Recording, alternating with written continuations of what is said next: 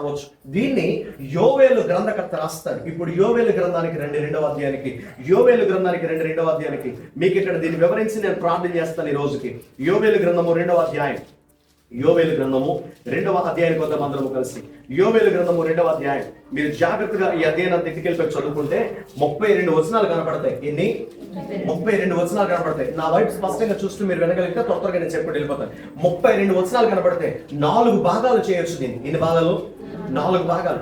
మొదటి 11 వచనాలు ఒక భాగం, మొదటి 11 వచనాలు కూడా ఒక భాగం. అదొకమాట. దీన్ని ఏమని చెప్తాడంటే దేవుని తీర్పు ఎలా ఉంటుందో, దేవుని ఉగ్రత ఎలా ఉంటుందో, శ్రమ ఎలా ఉంటుందో జ్ఞాపకం చేస్తాడు. 2వ భాగం ఏంటో తెలుసా? వాళ్ళకి పిలుపిస్తాడు ప్రార్థనలోనికి రండి అన్నట్లుగా.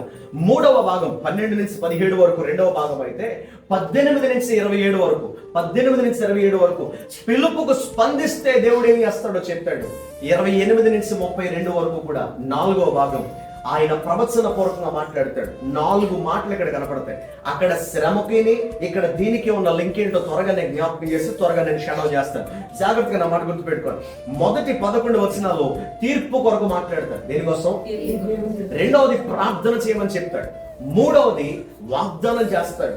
4వది ప్రవచన పూర్వకంగా ఆత్మతో నింపుతానని దేవుడు వాగ్దానం చేస్తాడు. ఈ 4 ఒక మాటలో మీకు గుర్తు పెట్టుకోవాలండి అని అంటే నీకు అర్థమయ్యేటట్లుగా చెప్తాను. ఈ 4 నేను చదివేటప్పుడు ఈ పదాలు అక్కడ లేవు, కానీ నీకు అర్థమవడానికి నేను జ్ఞాపకం చేస్తాను అంతే. పదే చదువుతున్నప్పుడు నాకు ఇలా ఈజీ గుర్తు పెట్టుకోవచ్చు అనిపించింది, అందుకే చెప్తున్నాను. 4 పదాలు. 1 నుంచి 11 వరకు తీర్పు కోసమైన ప్రకటన కనపడుతుంది. 1 నుంచి 11 వరకు తీర్పు కొరకైన ప్రకటన కనపడుతుంది. 12 నుంచి 17 వరకు ప్రార్థన కొరకైన పిలుపు కనపడుతుంది. 1 ప్రకటన, 2వది పిలుపు. 1 ప్రకటన, 2వది పిలుపు. 3వది 18 నుంచి 22 వరకు 18 నుంచి 27 వరకు 18 నుంచి 27 వరకు ఆయన చేస్తున్న వాగ్దానాలు కనబడతాయి. ఆ వాగ్దానాల్లో దేవుని ప్రేమ ఏంటో కనబడుతుంది. 28 నుంచి 32 వరకు ఆయన వాగ్దానం చేస్తాడు, పరిశుద్ధాత్మతో నింపుతానని. దాన్ని ఇంకొకలాగా చెప్పాలంటే ప్రవచనం అయితే మాట్లాడతాడు. సో 4 భాగాలు, 4 మాటలు. మొదటిది ప్రకటన, 2వది పిలుపు, 3వది ప్రేమ, 4వది ప్రవచనం. ఈ 4 గుర్తుపెట్టుకోండి. ఎందుకు ఈ 4 ఇచ్చానో మీకు అర్థం చెప్తాను. చూడండి, మొదటి వచనం అక్కడ వాళ్ళకున్న పరిస్థితి కొంచెం దాన్ని అలా హోల్డ్ చేసి పట్టుకోండి. మీకు దీన్ని ఇది ఎక్స్ప్లెయిన్ చేసి అడుగుతాను. 2 క్లబ్ చేసి నేను క్లోజ్ చేస్తాను. చూడండి, 2వ అధ్యాయం మొదటి వచనం. సీయోను కొండ మీద బాగా ఊదండి, పరిశుద్ధ పర్వతం మీద హెచ్చరిక నాదము చేయండి, యెహోవా దినము బహుభయంకరమైందని అంటాడు. 3 అధ్యాయాలు యోవేలు గ్రంథంలో కనబడితే మొదటి అధ్యాయంలో ఇమీడియట్ గా ఉన్న యెహోవా దినం కోసం చెప్తాడు. 2వ అధ్యాయంలో రానున్న నెబుకద్నెజర్ కోసం, యెహోవా దినం కోసం, తీర్పు కోసం మాట్లాడతాడు. 3వ అధ్యాయంలో 2వ రాకడ కోసం చెప్తాడు. ఆ గొడవలు మీరు అలా గుర్తుపెట్టుకోండి. సో ఇప్పుడు 2వ అధ్యాయం ఫస్ట్కి వచ్చేసరికి ఇలా అంటాడు, యెహోవా దినము అని అంటాడు. యెహోవా దినము అంటే దాని అర్థం ఏంటంటే ఆయన వచ్చే దినము, ఆయన రాకడ దినము, తీర్పుకు దగ్గరగా ఉన్న దినము, ఉగ్రతను శోధనను ఎదుర్కోబోతున్న దినము అని అంటాడు. ఇప్పుడు నా మాటలు స్పష్టంగా మీరు అర్థం చేసుకోగలిగితే యెహోవా దినము సమీపంగా ఉందని ఎక్కడికి ఎక్కువ ఓదాలంట? ఆ పైన చెప్తాడు, సియోను కొండ మీద దేని ఓదాలి? బాకా ఓదండి అని అంటాడు. బాకా అని అంటే హార్న్స్ తెలుసు కదా, చర్చిల్లో ఉంటాయి కొన్ని. యువతలు నేరోగా ఉంటుంది, అవతల బ్రాడ్ గా ఉంటుంది పెద్దగా. యువతలు పట్టుకుని ఓదండి. ఎక్కడ? కొండ మీదకి ఎక్కి బాకా ఓదండి. కొండ మీదకి ఎక్కి హెచ్చరిక నాదము చేయండి అని అన్నాడు. కొన్ని నాదములు మీకు అర్థం కావాలి. బైబిల్లో సంగీత నాదము కనపడుతుంది, అర్థమవుతుందన్నమాట. సంతోష నాదము కనపడుతుంది, యుద్ధ నాదము కనపడుతుంది, అర్థమవుతుందా? అటు తర్వాత ఇక్కడ ఏ నాదం అంటున్నాడు? హెచ్చరిక నాదం అని అంటున్నాడు. ఒక్కొక్క నాదానికి, ఒక్కొక్క స్వరానికి ఒక్కొక్క అర్థాన్ని దేవుడు ఇచ్చుకుంటూ వచ్చాడు. నీకు అర్థం కాదు, నాకు అర్థమైంది. సరే సింపుల్గా చెప్తాను. ఇప్పుడు ఐస్ అమ్ముతాడు తెలుసా? బండి మీద, సైకిల్ మీద, తెలుసా తెలీదా? ఆడ వెనకాల పెట్టి ఉంటుంది. ఆ బోర్ అవుతూ వస్తాడు. బోర్ పైప్ లా ఉంటుంది, అది ఆడ నొక్కుతూ వస్తే సౌండ్ వస్తుంది, తెలుసు కదా? ఇప్పుడు ఆడ దగ్గర సౌండ్ వస్తుంది. ఇప్పుడు అంటే బళ్ళకి ఆల్ట్రేషన్ చేసుకుని గంట కొట్టుకుంటూ వచ్చేస్తున్నాడు. ఓకే, తెలుసు కదా? ఐస్ చెప్పి తెల్లదా? చూసారు కదా? ఆడి గంట ఒకలా ఉంటుంది. ఆడు వెళ్ళిపోయిన తర్వాత ఒక్కొక్క రోజు పీస్ పెట్టేవాడు వస్తాడు. మీకు అలా చెప్తాను అర్థం తిండి కోసం, అందుకే పీస్ పెట్టేవాడు వస్తాడు. ఆడి దగ్గర ఒక గంట ఉంటాడు. ఈ గంటకి ఆ గంటకి తేడా తెలుసు నీకు? ఈడి దగ్గర వచ్చి నువ్వు ఇంట్లో బయటికి రాలే, ఇంకా ఆ గంట సౌండ్ వింటే ఎవడొచ్చాడు నీకు ఈజీగా అర్థమైపోతుంది. పీస్ మెట్ అమ్మేవాడి దగ్గర ఒక గంట ఉంటుంది, ఐస్ అమ్మేవాడి దగ్గర ఒక గంట ఉంటుంది. ఇదివరకు ఇప్పుడు అది లేదు. వెనకున్న బ్యాచ్ కి పెద్దోడు కదా, మరమరాలు అమ్మేవాడు వచ్చేవాడు, తెలుసా? విన్నట్టు చూడాలన్నమాట. ఆడి దగ్గర ఒక గంట ఉంటుంది, ఆడి దగ్గర సౌండ్ ఉంటుంది. ఆడు ఎలా ఊపుతావు, అది వచ్చే సౌండ్ వేరేలా ఉంటుంది. ఇప్పుడు నీకు మాట ఎందుకంటానంటే ఒక్కొక్క దానికి ఒక్కొక్క వాయిస్ ఇచ్చినట్లుగా దేవుడు ఇక్కడ మాట్లాడుతున్న మాట తెలుసా, మీరు హెచ్చరిక నాదాన్ని వినిపింపచేయండి. ఎక్కడ? సీయోను కొండ మీద. ఏమని? ఇదిగో దేవుడు రాకడ సమీపంగా ఉంది, ఉగ్రతను ఎదుర్కోబోతున్నారు, శ్రమను ఎదుర్కోబోతున్నారు, కష్టాన్ని ఎదుర్కోబోతున్నారు అని హెచ్చరిక నాదం వచ్చేయండి. వాళ్ళకి ఆ రోజున సోషల్ మీడియా లేదు, న్యూస్ లేదు, పేపర్స్ లేవు, ఇలాంటి పరిస్థితి లేదు. సో కాబట్టి ఒకడు కొండ మీదకి ఎక్కి నాదమును మొదలు పెట్టాడు, హెచ్చరిక నాదం చేశాడు. ఈ రోజున మనకి అలా వాయిస్ వినిపించకపోవచ్చు, వాళ్ళకి ఆ రోజున పరిస్థితులు లేవు కాబట్టి ఒకడు బాకా ఊదాడు, మనకి బాకా వినపడదు. మరి ఏం వినపడుతుంది? నీకు ప్రతిరోజు న్యూస్ వినపడుతుంది, నువ్వు చదువుకోగలవు కాబట్టి. నీకు అన్ని మేనేజ్ చేసుకోగలిగినట్లుగా నీకు సోషల్ మీడియా ఇచ్చాడు, న్యూస్ ఇచ్చాడు, పేపర్ ఇచ్చాడు. ప్రతిరోజు నువ్వు వీటిని చదివినప్పుడు నీకు ఇది బాకా లాంటిదని నేను అంటాను. బాకా లాంటిది ఏమర్థం అవడానికి? హెచ్చరిక నాదము లాంటిది అంటాను నేను. ఏమర్థం అవడానికి? యెహోవా దినము సమీపంగా ఉంది. యెహోవా దినము సమీపంగా, యెహోవా దినం వచ్చుచున్నదనియు అది సమీపమైనదనియు దేశ నివాసులందరూ విని వణుకుదురుగాక. ఆ దినం ఎలా ఉంటుంది తెలుసా? ఆయన సమీపించే దినం ఎలా ఉంటుంది తెలుసా? ఆయన వచ్చే దినం ఎలా ఉంటుంది తెలుసా? అది అత్యంత భయంకరంగా ఉంటుందని మాట్లాడుతాడు. ఏమేమి ఉంటాయా? నెంబర్ 1 మేఘములు కమ్ముకుంటాయి. నెంబర్ 2 అంధకారము కమ్ముకుంటుంది. నీకు ఆ వచ్చిన అంతా కూడా నేను క్లియర్ గా వివరించుకుంటూ త్వరగా వెళ్ళి నేను క్లోజ్ చేస్తాను. మేఘములు ఉంటాయి, మేఘములు వెనకాల ఏముంటాయి? అంధకారం ఉంటుంది. గాఢాంధకారం అని అన్నాడు. అది మామూలు అంధకారం కాదు. ఇక గాఢాంధకారం అంటే బయటికి ఏది కూడా కనిపించే పరిస్థితి ఉండదు. భయంకరంగా పొగ, భయంకరమైన అంధకారము అలుముకునే పరిస్థితి. కిందకు వచ్చేసరికి అంటాడు అదొక సమూహము అని అంటాడు. వాటి ముందు అగ్ని వెళతా ఉంది, వాటి వెనక మంట కాల్చుకుంటూ వస్తా ఉంది. నువ్వు గమనించు, ముందు అగ్ని వెళతా ఉందంట. వేటి ముందు? 2వ వచనం కనపడుతుంది. వేటి ముందు? మేఘముల ముందు అగ్ని వెళతా ఉంది, అంధకారం వెళతాం. మేఘముల ముందు, అంధకారం ముందు మంట, అగ్ని వెళతా ఉంది, దాని వెనక మంట కాల్చుకుంటూ వచ్చేస్తా ఉంది. ఇప్పుడు అగ్ని తగలబెట్టుకుంటూ వెళ్ళిపోతున్నప్పుడు, మేఘములు కమ్ముకుంటూ వస్తున్నప్పుడు, ఇప్పుడు అగ్నికి వస్తున్న మేఘానికి మొత్తం ఏమైపోయింది అయ్యానంటే అంధకారం అయిపోయింది, చీకటి అయిపోయింది. ఆ చీకట్లో వెనక, ఆ చీకట్లో మెల్లిమెల్లిగా అంటుకుపోయే అన్ని కూడా అంటుకుంటూ వచ్చేస్తాయి. ఎలా కనపడుతున్నాయంట చెప్తాడు. వాటి రూపములు ఎలా ఉన్నాయంటాడు. 5వ వచనం, కొయ్య కాలు అగ్నిలో కాలుచు ధ్వని చేస్తున్నట్లు, యుద్ధములకు సిద్ధమైన సూర్యుడు ధ్వని చేస్తున్నట్లు అవి పర్వత శిఖరముల మీద గంతులు వేస్తున్నారు అంటాడు. జనములు వేదన నొందుతారో అందరి ముఖములు పడేవైపోతాయి. నీకు ఇదంతా కనపడుతుందా? మీరు ఇది చూసారా? మీకు ఇదంతా కనపడుతుందా? ఇది ఎక్కడ జరిగిందండి అని అంటే 13 రోజుల నుంచి ఈ రోజుకి, ఎగ్జాక్ట్ గా 13 రోజుల నుంచి నీకు వెస్ట్ అమెరికాలో జరుగుతుంది. అదే లాస్ ఏంజల్స్ కానీ, కాలిఫోర్నియా కానీ, ఒక పక్క పరిస్థితులన్నీ కూడా జరిగింది. హెచ్చరిక నాదము కింద దేవుడు వినిపింప చేస్తా ఉన్నాడు. ఎగ్జాక్ట్ గా అగ్ని వెళతా ఉంది, ముందు అంధకారము కమ్ముకొస్తా ఉంది, మిగిలిన మంట తగలబెట్టుకుని వచ్చేస్తుంది. కొయ్య కాలు కాలిపోయినట్లుగా కాలిపోతున్నాయి. కొయ్య కాలు అంటే వ్యాక్స్, చెక్కల కోసం. వాళ్ళ ఇళ్ళన్నీ చెక్కలతో ఉన్నాయి కాబట్టి ఎందుకు అలా జరగాల్సి వస్తుంది? 100 కారణాలు చెప్పుకుంటూ వచ్చారు. ఎలక్ట్రిసిటీ ఫెయిల్ అయ్యి వైర్లు పడిపోయి కొద్ది కాలం కాలిపోతున్నారు. కొద్ది మంది చెప్పే మాట ఏంటంటే 2021 వరకు కూడా ఎక్కువ వర్షపాతం వచ్చింది, కానీ తర్వాత లేదు. 2022లో బాగా ఎక్కువ వర్షం వచ్చింది. అటు తర్వాత ఆ వర్షానికి మొత్తం గడ్డంతా కూడా బాగా పెరిగిపోయింది, గ్రీనరీ ఎక్కువైపోయింది. 2022 నుంచి మళ్ళీ ఈ రోజు వరకు సరైన వర్షాలు పెరిగిన గడ్డంతా కూడా ఎండిపోయి అది అంటుకుంటే వ్యాపించడానికి సిద్ధంగా ఉన్నప్పుడు ఎలా జరిగిందో తెలియదు, కానీ ఇది వ్యాపించడం మొదలు పెట్టింది అని చెప్పేసి అన్నాడు. కొన్ని 100 ఇళ్ళు తగలపడిపోయినాయి. నేను నిన్నో మొన్న చదువుకుంటూ వచ్చినప్పుడు ఒక ఆయన రాస్తున్నాడు, ఇప్పటి వరకు ఈ 12 రోజులకి కూడా వాళ్ళకి వచ్చిన నష్టం ఎంత అయ్యానంటే 25 లక్షల కోట్లు అన్నాడు. 25 లక్షల కోట్లు. ఎగ్జాక్ట్ ఫిగర్స్ మనకు అనవసరం, కానీ ఎంత నష్టం జరుగుతుందో ఆలోచించు. నీకు 2-3 నేను చూపిస్తాను, మీరు ఆల్రెడీ చూసినవే, నీకు కొంచెం జ్ఞాపకం చేస్తాను అంతే.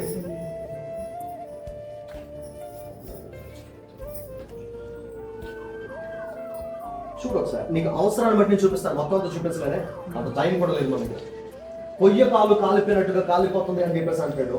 ఇది ఎక్కడెక్కడ వచ్చినాయో ఇక్కడ స్టార్ట్ అయింది, ఇక్కడ స్టార్ట్ అయ్యి మొత్తం ఇల్లులన్నీ కూడా ఒక్కొక్కటిగా కాలిపోవడం.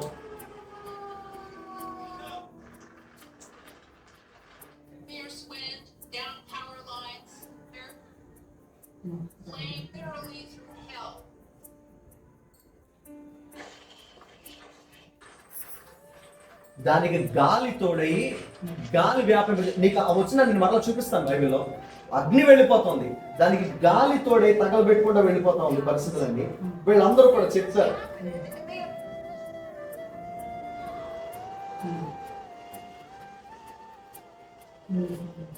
ఇది ఒకటైతే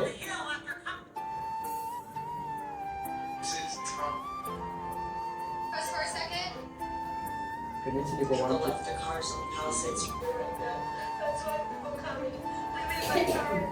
నీకు ఈ మాట ఎక్కడ కనబడుతుంది తెలుసా? ఆ రోజులో జనముల ముఖములన్నీ కూడా నల్లబారిపోయి వాళ్ళు ఏడవడం తప్ప చేసేది ఏది కూడా లేదు. ఇక్కడ ఈ ప్రాంతాలన్నీ కూడా మెల్లిమెల్లిగా కాలిపోతూ ఉంటాయి.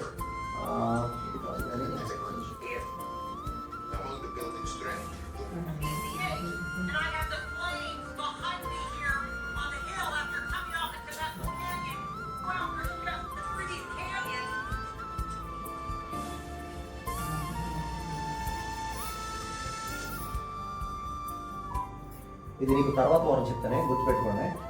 అన్ని నా వెనకాల ఇది నీకు చెప్పడం.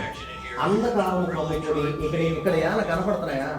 ఇల్లులు కానీ పరిస్థితులు కానీ ఇంకేమి కనిపించదు. అందులో నేను ఒక్క మాట చూపించి ఇంకా నేను పోస్ట్ చేస్తాను.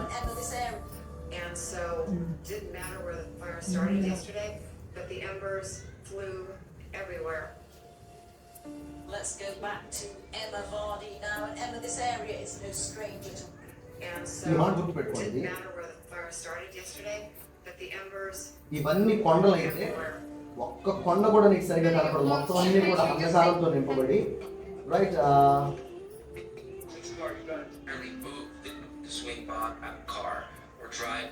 The authorities in Los Angeles and Essex expect this number to rise. Thank you, Charles. Santa Ana winds added extra draw. ఇది పరిస్థితి అయితే నీకు మరలా చూపిస్తాను అవసరం లేదు. రెండో వచనం చూస్తున్నాను చూడండి. పర్వతముల మీద ఉదయకాంతి కనిపించినట్లుగా. పర్వతముల మీద ఏం కనపడుతున్నాయి? ఇందాక మీకు అదే ఫోటో చూపించాను. పర్వతముల మీదకి వెళ్ళేసరికి సీనరీ కనపడాల్సింది, ఉదయకాంతి కనపడాల్సింది. ఏం కనపడ్డాయి మీకు పర్వతాల చుట్టూ? మేఘములు. నీకు రెండో వచనం మరలా చదివితే అక్కడ ఉంటుంది, మేఘములు అంధకారము ఆ దినాన కమ్ముకుంటాయి అన్నాడు. పర్వత శిఖరముల మీద ఉదయకాంతి కనిపించినట్లుగా అవి కనపడతాయి. నీకు ఎంత కనిపించదా? పర్వతాల మీద ఉదయకాంతి కనిపించినట్లుగానే కనపడతా ఉంది. కిందకెళ్తే ముందర అగ్ని నడుచుకుంటా వెళ్తారు, తర్వాత మేఘం వస్తుంది, వాటి వెనక అంధకారం వస్తుంది, వాటి వెనక మంట మిగిలిన వాటన్నిటిని కూడా కాల్చుకుంటూ వచ్చేస్తుంది. ముఖములన్నీ కూడా తెల్లబారినట్లుగా అయిపోతాయి. మీరు గమనించలేదు ఈ విషయాలను? తెల్లబారినట్లుగా అయిపోతాయి. ఇదంతా కూడా సియోను కొండ మీద బాకా ఊది చెప్తున్నాడు ప్రవక్త. ఇక్కడ నీకు బాకా లాగా చూస్తున్నాం స్పష్టంగా. అక్కడ ఊది చెప్పాడు, నీకు చూపించి చెప్తున్నాడు. ఆయన రాకడ దినం ఎలా ఉంటుందో, సంఘము ఏ పరిస్థితుల్లో నిలబడాలో, ఎలాంటి ఉగ్రత వస్తుందో చెప్తా ఉన్నాడు. ఈ మాట ఎత్తు 11 వచ్చిన తన సైన్యమును నడిపించు ఉరుము వలె ఆయన ఏం చేస్తున్నాడంట? గర్జించుచున్నాడు అని అంటాడు. 11 వచనాల వరకు ఆయన తీర్పు కోసం ఆయన ప్రకటన చేస్తాడు. మరి ఇప్పుడు ఏం చేయాలండి? మేము సంఘం ఏం చేయాలి ఇలాంటి పరిస్థితుల్లో? ఒక పక్క శోధనలు కలుగుతున్నాయి, వ్యతిరేకతలు కలుగుతున్నాయి. స్మరణ సంఘాన్ని బట్టి చెప్పాను. ఒక పక్క భయంకరమైన ఉగ్రత దినాలు వస్తున్నప్పుడు, ఒక పక్క శోధన, ఒక పక్క శ్రమ, ఒక పక్క హింస, ఒక పక్క తీర్పు, ఒక పక్క ఉగ్రత. ఇలాంటి పరిస్థితుల్లో ప్రకటించిన వాడు 11 వచనాల వరకు తీర్పు ప్రకటిస్తే 12వ వచనం నుంచి పిలుపునిస్తా ఉన్నాడు. ఆ పిలుపు ఎలా ఉందో తెలుసా? ఇప్పుడైనాను మీరేం చేయాలంట? ఇప్పుడైనా సరే మీరు ఉపవాసం ఉండి మీరు ప్రార్థన చేయండి అని చెప్పేసి అంటున్నాడు. ఇప్పుడు దీన్ని కూడా ఎలా చెప్తున్నాడు తెలుసా? 15వ వచనం చెప్తున్నా. 15వ వచనం సియోనులో మీరు ఏమవుదాలి? నువ్వు మాట పట్టుకో. 15వ వచనం సియోనులో ఏమవుదాలి? మొదటి వచనంలో ఏం చూస్తావు నువ్వు? సియోను కొండ మీద ఊదాలి. కొండ మీద ఊదే బాకా ఏమో తీర్పు కోసం చెప్తుంది. ఇది అందరికీ. కానీ సియోను లోపల ఊదే బాకా అందరికీ కాదు, ఏర్పరచబడిన సంఘానికి. నా మాట గుర్తుపెట్టుకో. అక్కడ బాగా కొండ మీద నుంచి ఊదాడు, హెచ్చరిక నాదము చేశాడు. ఇక్కడ సియోను లోపల నుండి ఊదుతున్నారు బాగా. ఇది ఎవరికో తెలుసా? సంఘానికి. అదేమంటారు తెలుసా? ఇప్పుడైనా మీరు వ్రత దినాన్ని ప్రతిష్ఠించండి, ఉపవాస దినాన్ని ప్రతిష్ఠించండి, పెద్దలు పిలవనంపించండి, చిన్న పిల్లలు పిలవనంపించండి, స్తన్యపానము చేసే వాళ్ళు పిలవనంపించండి. వీళ్ళందరినీ యెహోవా మందిరంలో సమకూర్చి ఆయనను వేడుకోనండి. ఎందుకు వేడుకోవాలి? సంఘముకు ఇస్తున్న పిలుపు ఒకటి హెచ్చరిక కోసమైన తీర్పు కోసమైన ప్రకటన చేస్తే, రెండవది సంఘానికి ప్రార్థన కొరకైన పిలుపునిస్తా ఉన్నాడు. మొదట బాకాలో ఊది చెప్పారు హెచ్చరిక ఎలా ఉంటుందని, రెండవది బాకాలో సియోనులో ఊది చెప్తున్నారు ఇది నీకు పిలుపుగా అనుగ్రహించబడుతుందని. ఈ మాట నీకు ఎందుకంటే తెలుసా? వాళ్ళకి బాకా ఊది చెప్పారు. నువ్వు ఎప్పటిదాకా స్పష్టంగా సోషల్ మీడియాలో న్యూస్లో నువ్వు చూస్తొచ్చావు. ఇది నీకు ఒక బాకాలో వినపడిన హెచ్చరిక నాదము లాంటిది. ప్రపంచమంతా వినపడింది ఇది. కానీ సియోనులో సంఘానికి మాత్రం వినపడుతున్న బాకా దేవుని వాక్యం. అక్కడ ఏం చెప్తాడు తెలుసా? ఇప్పుడైనా మీరు ఏం చేయాలా? ఇప్పుడైనా మీరు ప్రార్థన చేయండి. ఏమవుతుంది అలా ఉపవాసం ఉండి ప్రార్థన చేస్తే? దేవుడు ఎలా ఉంటాడు తెలుసా? చూడండి 13 వచ్చిన చెప్తాడు, ఆయన కరుణావాత్సల్యత గలవాడును శాంతమూర్తియు అత్యంత కృప కలిగిన వాడు అని అంటాడు. నీకు ఆ వేరియేషన్ అర్థం అవుతుందా? నీకు ఆ వేరియేషన్ అర్థం. 11వ వచనంలో ఆయన గర్జించువాడు అని అన్నాడు. 13వ వచనానికి వచ్చేసరికి అత్యంత శాంతమూర్తి అని అన్నాడు. 11వ వచనంలో ఆయన గర్జించువాడు వలె తీర్పు తీర్చువాడు అని అన్నాడు. 13వ వచనానికి వచ్చేసరికి ఆయన వాత్సల్యత కలిగిన వాడు, కృప కలిగిన వాడు అంటాడు. మొదటి బాకా ఓది ప్రపంచానికి చెప్పినప్పుడు ఇదిగో తీర్పుకు మీరు లోబడాలి, ఆయన మాట వినకపోతే ఆయన గర్జించు వాళ్ళగా ఉంటాడు అంటాడు. సియోనులో బాకా ఓదుతో చెప్తున్నాడు, మీరు ఆయన పిలుపుకు లోబడితే అత్యంత శాంతమూర్తిలా ఉంటాడు అంటాడు.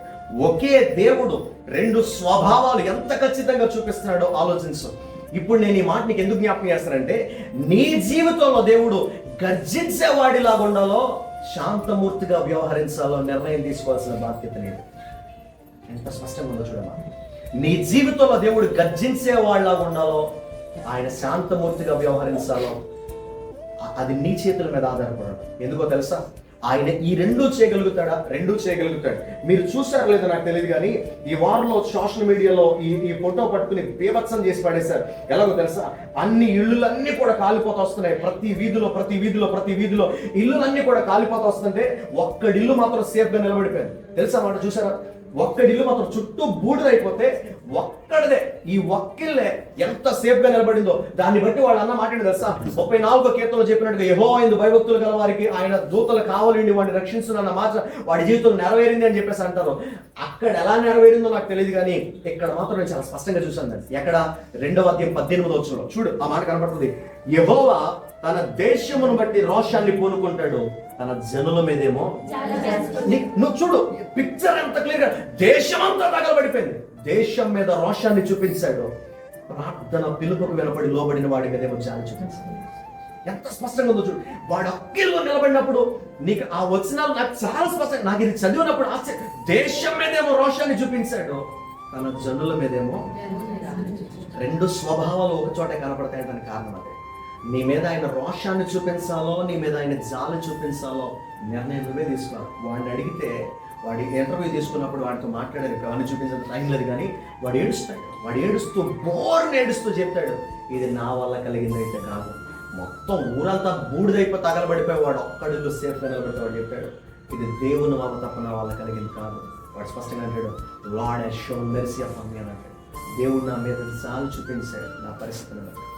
అందుకే అంటాడు, దేశం మీద రోషాన్ని పూని, అందో మాట అక్కడ ఉంది, తన జనుల ఎడల జాలి చూపించాడు.